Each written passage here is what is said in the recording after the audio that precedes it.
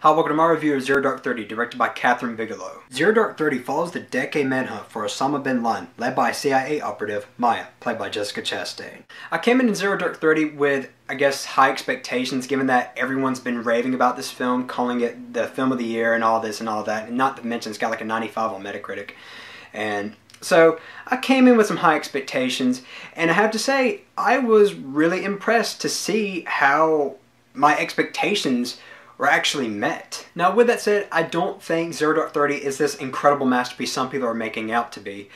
I do, however, think it's a great film, undoubtedly, and it is something you should watch. It is one of the best films of 2012, but I have to say I have seen better films in 2012. And not to mention, I can't help but just think that everyone is raving about this film, giving the source material. Now, I don't know how much is fact, I don't know how much is fiction. Regardless, I don't care. It's a great film. I'm looking for a film, not a documentary. If I want a documentary, I'll go watch a documentary. But this is not a documentary, so just know that. Zero Dark 30 is a wonderfully shot film with top-notch acting all across the board. And given that the actors are having to pull off being members of the CIA, to me, that's a challenging performance to give. Oftentimes in movies, I see performances that are similar to this, and I'm always kind of thinking, I don't know if I necessarily buy into their role, but in this film, you do.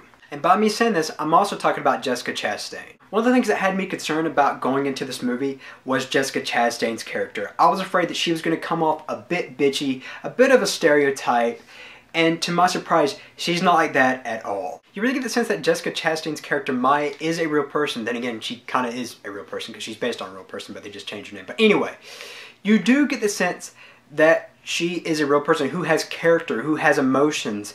She's not just some stereotypical, tough bitch. In fact, she's the very opposite. In all reality, she's really just a normal woman who wants to do good.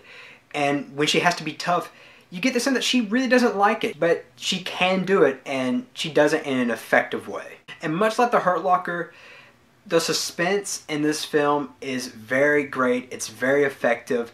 It works, and it had me on the edge of my seat, not knowing what the hell is going to happen next. Now, I'm going to talk briefly about the climax. You probably know how it ends, but, I'm not going to spoil it anyway.